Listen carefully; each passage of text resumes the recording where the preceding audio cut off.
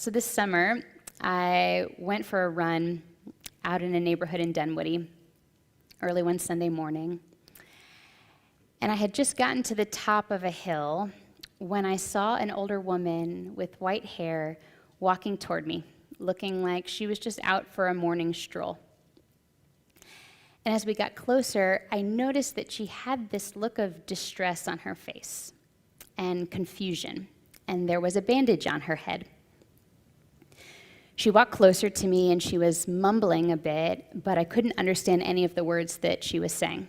And it was immediately clear to me that she was lost and that she had no idea how to find her way home. And so instinctually, I reached out to hold her hand. I hadn't touched anyone other than Joel and my mom in over a year, but there was no other way except through touch to communicate to her that I was safe and that she was safe. And the moment we made contact, her entire body softened, and she smiled with this look of relief. I told her I wasn't going to leave her. I had no idea if she could understand me, but I told her we would find her way home. The problem was I had no idea how to do that. I asked her for her name. Her response was unintelligible.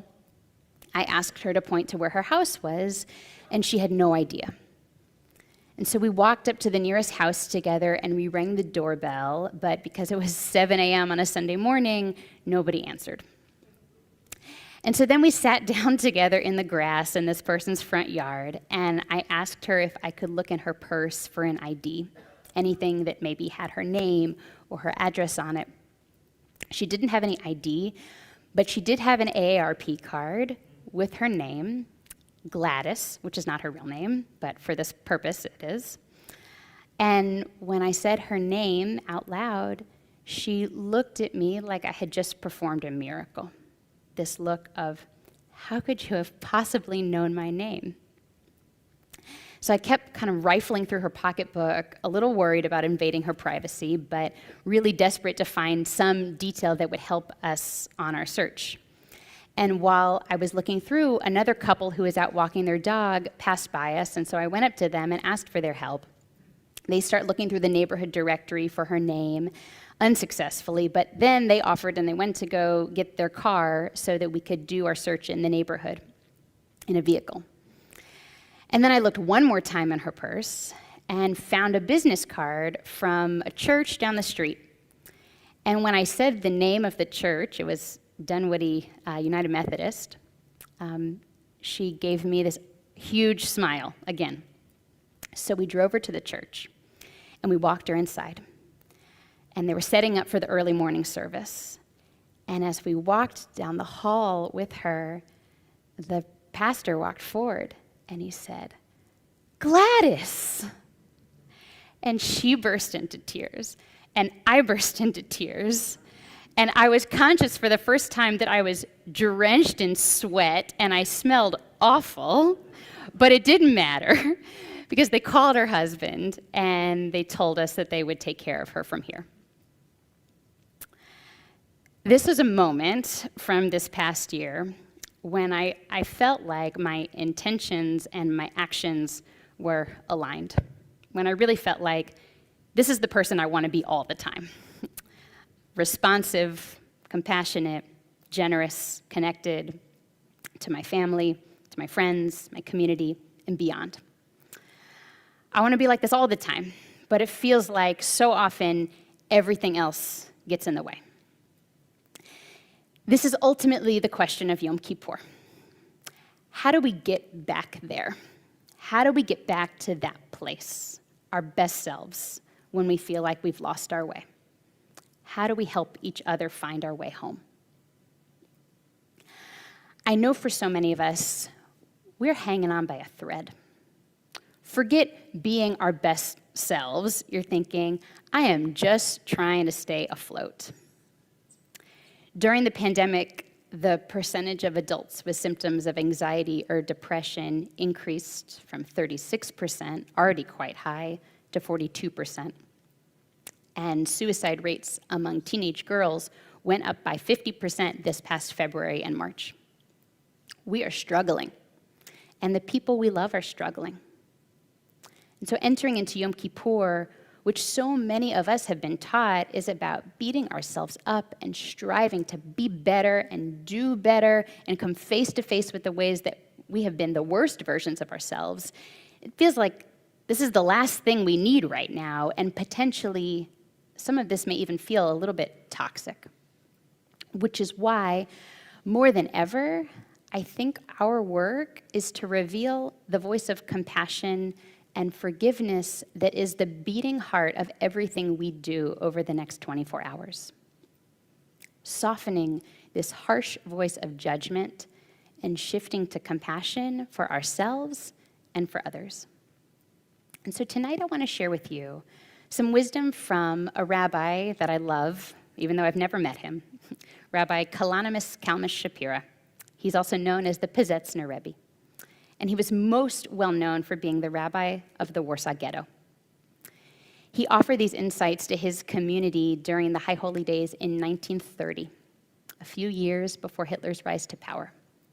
But what I love about his Torah, both from this period and from the years of agony during the Shoah, was his capacity for holding human suffering and his sensitivity to human nature, understanding the conditions that really support us as human beings to be able to grow into our best selves. We say these words in the Amidah during these days of awe. Zochrenu l'chaim, melech chafetz b'chaim, v'chotvenu b'sefer ha'chayim lamancha Elohim chayim. Remember us for life, the King who desires life, and write us in the book of life for your sake, God of life. We ask God to remember us. Well, what does that actually mean? So Rabbi Shapira says that remembrance, or zechirah in Hebrew, this core theme of the High Holy Days, is different for God than it is for human beings. When we ask God to remember us, it's not the kind of remembering where you remember where you put your keys, or you remember when you got home that you forgot to pick up bread and milk at the grocery store. To be remembered by God, it's not as though God could have ever forgotten us. To be remembered by God is like God recalling God's own name, which is God's everything. For God and God's name are one. And so this is an article that you may have to take on faith for the time being, but this is true. Each of us created in the image of the divine, each with a divine spark at the core of our being. Our neshama, our soul, at the purest level, is good. It is whole and unblemished and incapable of being blemished. Even when the outer layers get gunked up, the inner core remains pure. Elohai neshama shenatata bi tehorahi. My God, the soul you have given me, she is pure. It's the same for us too. When we act in ways that reflect our best selves, it's not like we're remembering someone or something other, or somehow becoming frauds, just tricking everyone into thinking that we're actually good people. But Rabbi Shapira says, rather, it is like bringing to mind ourselves and fulfilling our own will, and so uniting with the divine memory and name. Becoming our core selves, this core divine spark. We carry around so much guilt, such high expectations of ourselves and what we're supposed to be capable of. And when we fall short of those expectations, we think that the way home is to beat our souls into submission until they change. I read an article the other day that was written by a psychoanalyst and a graduate professor named Josh Cohen, likely a Jew, where he told the story of one of his students named Roy. Roy was exceptionally bright, well-read, passionate, but every single time it came to turn in a paper, he would ask for an extension, convinced that his work was terrible. This pattern continued until the professor met Roy again, this time about to hand in his master's final dissertation. Roy came into his office and he had a rash on his head and his fingernails were bitten past the quick. So Dr. Cohen, sensing that Roy was in a state of deep anxiety, told him, it's okay. This doesn't have to be perfect. This is not your life's work. It's just a master's thesis. And Roy responded, trust me, it is a world away from perfection.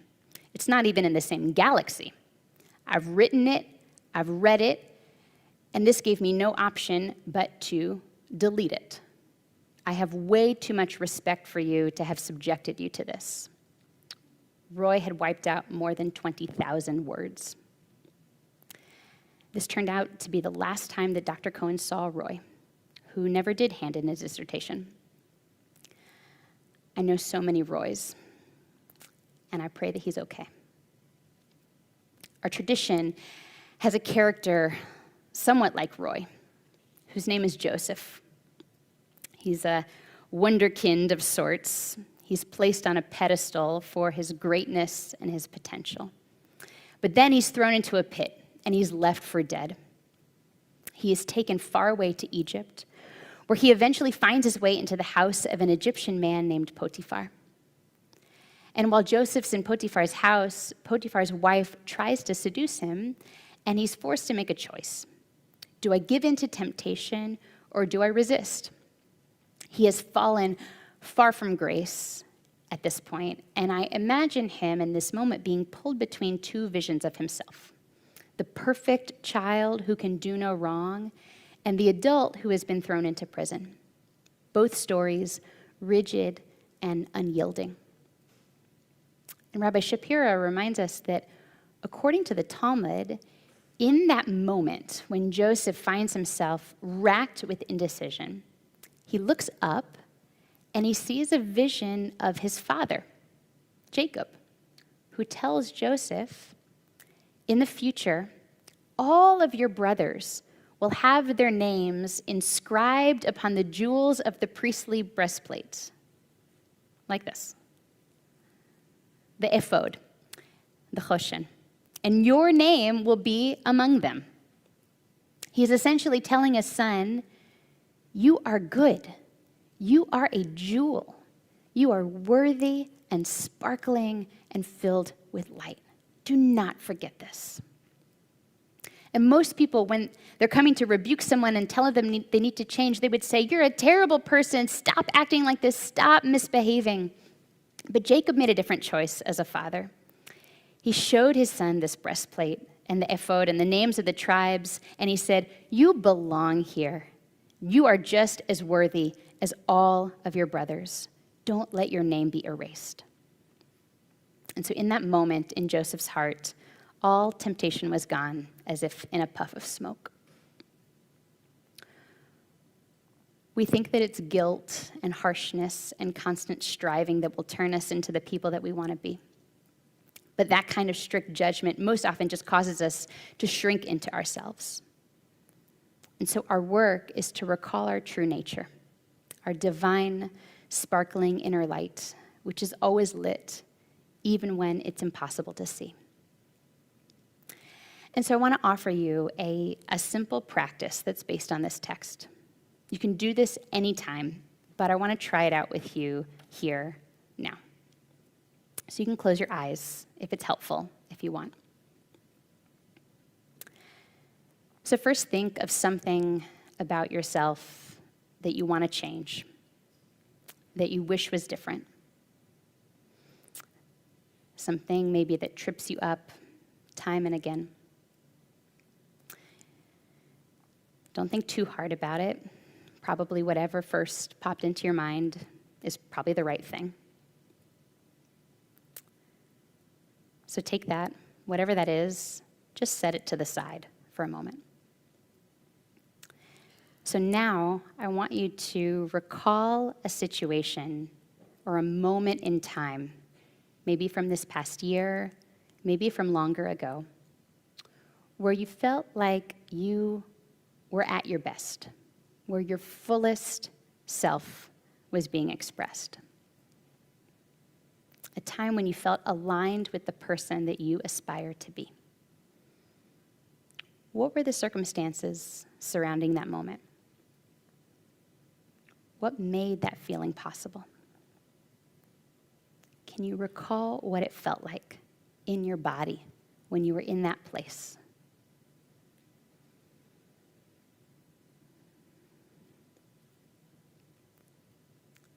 So if you've got a memory, stay with that.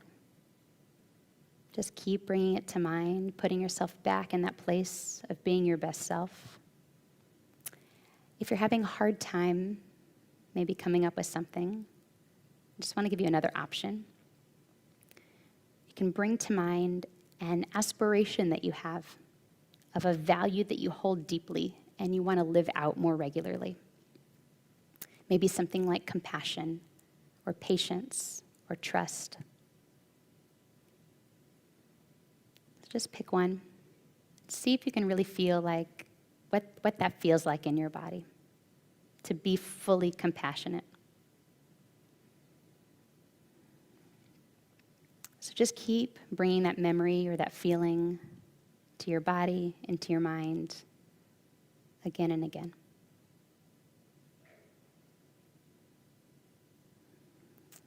So now,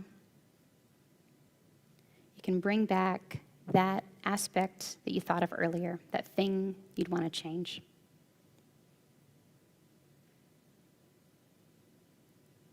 And just notice what happens when you bring it to mind in the light of this feeling of your wholeness and goodness. See if it has the same kind of staying power that it did before.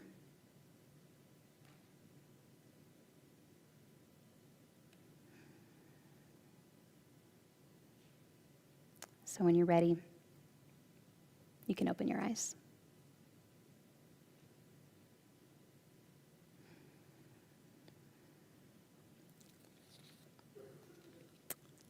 This is a practice you can continue throughout Yom Kippur. Maybe in each silent Amidah, in each quiet moment, recalling your innate goodness, bringing to mind memories of yourself when you were at your best. Trying to let go of thoughts that maybe sound like, well, I really could have done this better, or it wasn't as perfect as I wanted it to be. Let your body recall what it feels like to be reunited with its source when all other distractions fall away. As I was running on that humid morning, I could have decided that I didn't have enough time to stop before Minyan. I could have decided that this woman wasn't my problem. I've done that plenty of times before. But seeing that light in her eyes sparkling, I was drawn after a different choice, almost as though I didn't even have to make a choice. The people walking their dog were drawn after that light as well. So this year, may we be called forth by our own inner light. May we remember our true nature, clear and pure and absolutely gorgeous, full of love and compassion. And may we remind each other of that light when we have forgotten. Gomar Chatima Tova.